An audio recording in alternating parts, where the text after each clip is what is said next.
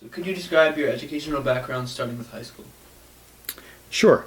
I went to high school in Bogota, Colombia, to the Gimnasio de los Cerros, which is a European-style prep school.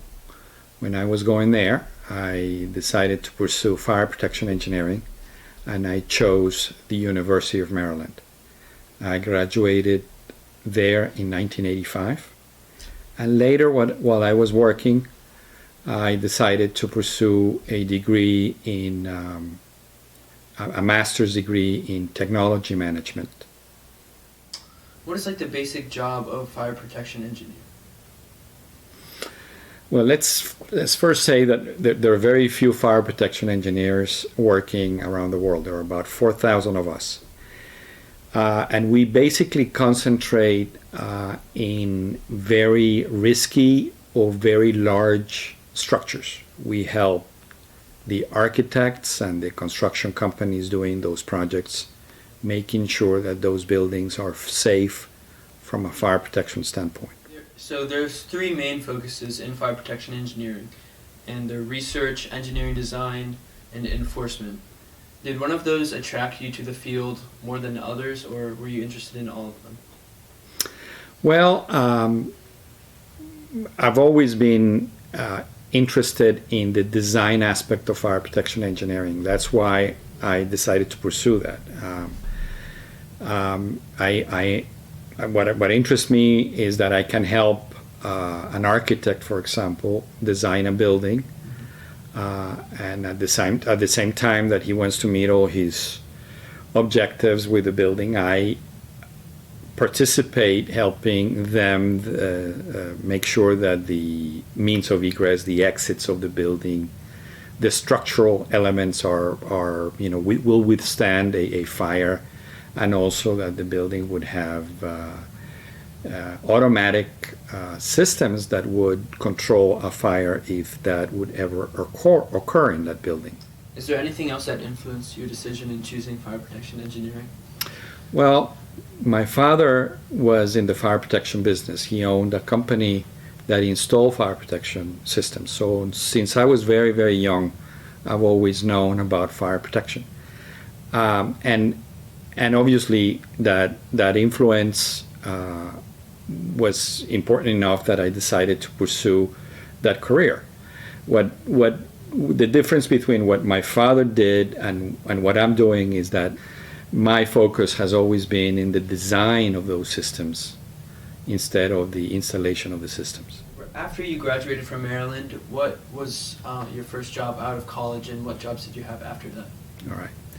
Since I was working, before going to school, I was working for my father. He was installing sprinkler systems. So when I went to school, I learned how to design them, but I wanted to have practical experience. So the first job that I got right out of school was with a gentleman that basically said to me, he says, if you want to learn everything there is to know about designing sprinkler system, you should come work for me. So that was my first job. And then I stayed there for 3 years. At that point, I needed to make a decision as to whether I would stay here in the United States or go back to Colombia. And I decided to stay here. So then I decided to work with the biggest firm in the design arena, in the consulting arena of fire protection engineering, and I did that for 18 years. And that company is RJA, correct? That company at that point was called Rolf Jensen and Associates. Today it's called Jensen Hughes, which is the largest consulting firm in fire protection engineering in the world. What is your current job now, and how have your recent jobs influenced your current job? Well, as I mentioned, I worked 18 years at Rolf Jensen. And while I was there, I started working in Latin America. Usually, when you work in a big company like that, they keep promoting you and your job keeps changing. So after I worked for many, many years developing their offices in Latin America, I was promoted as their vice president for international business development, and the focus was different. I was more focused in Asia and the Middle East, and I missed that. So in 2002, I made a decision to quit and to open my own company. And that company goes back to my roots. So I've been focused for the last 15 years in doing fire protection engineering from a consulting standpoint in Latin America. Obviously, as the head of the company, my role is to make sure that there is financial viability in the business, that the business keeps growing, that our customers are happy, that what we do it right. But it's usually the employees of the company that come back to me, and they come with ideas and with expectations. So I always say that I work for them. I basically, my goal in a sense is to make sure that whatever expectations they have for themselves and from the company, I help make those expectations a reality. What is your current work schedule? Well, since I'm here in the United States and the offices that I manage are in Latin America, there is a lot of traveling, and I've done that throughout my career. So I travel quite a bit. When I'm here in my office, I am always either on Skype, FaceTime, on the phone, talking to the different offices, to our clients in those offices, and making sure that we have, that I have communication with what is happening in those offices. How many days a week do you work? Well, I think I work every day. There are very few days that I'm not working. And if I'm not working, I'm thinking about things that have to do with the company. Unfortunately, or fortunately, because I love what I do, I work every day. Could you highlight on some important projects you have participated in?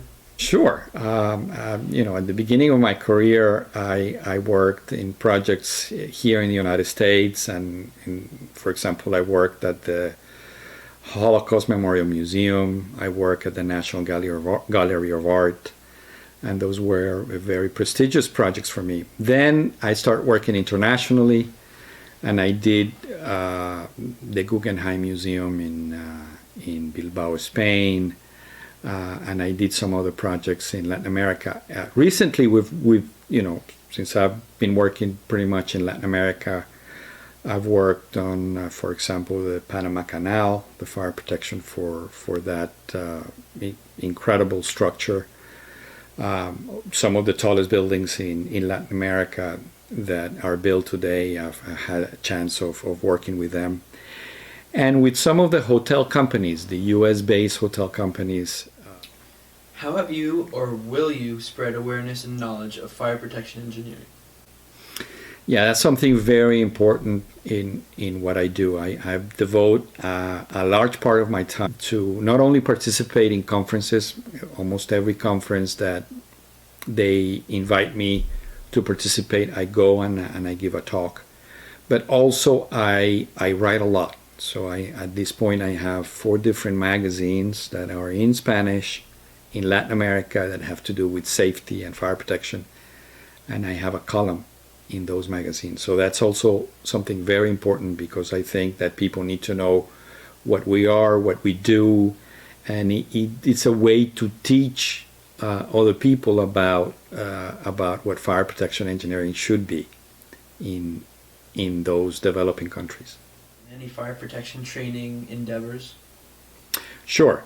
For the last 15 years, I've managed, with one of the association, the NFPA, I've managed their fire protection training programs in Latin America. In the last 2 years, I got involved with the Society of Fire Protection Engineers that also has a professional development program. So I've been involved in the translation of those seminars into Spanish, making sure that there are companies in Latin America that can sell those programs, and certainly making sure that we have the right instructors for those programs to be able to be successful. Why is fire protection engineering so important? Well, I think if you look at the history of every city around the world, fire has had a very important role. usually from a catastrophic standpoint.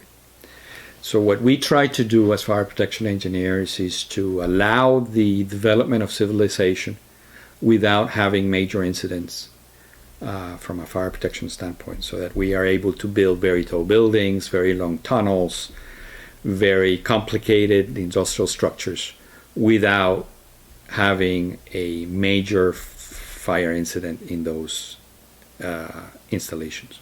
If you could go back and change something about your career, what would it be? I think I'm very happy with my career. I certainly love what I do. Perhaps what I would have done more or better is to be a better student when I was in college. I think that sometimes you don't realize that when you're there, you're learning stuff that you're going to use throughout your life, and it's going to be very important throughout your life. So whatever I didn't do in college, I had to do later. What advice would you give someone interested in pursuing a similar path that you did? Well, fire protection engineering is very, very specialized. There are some other areas of engineering like civil, mechanical, and electrical that even though they're specialized, you can do a lot of things with that. With fire protection, it's focused on one thing only, which is fire. So I think you have to have an appreciation of what that means. But if you do, it's a terrific career. There are plenty of jobs. There are plenty of opportunities. There's so many things still to be done. So I would, if somebody has an interest in fire protection engineering is a terrific career. How are the fields of engineering, science, and math changing today? Well, I can see it from the time that I went to school. The way we did drawings, for example, it was by hand. We did a lot of calculations using, just mathematical equations. Today, drawings are all done by computers. We not only are analyzing fires by doing computations, but we are using software that shows us in 3D what happens with smoke, heat, people movement within buildings. So they're tremendous tools for us not only to understand but also to explain to our clients and to our insurance companies why this building is in trouble, or why with the changes that we may have done the system is going to be able to be okay in a fire.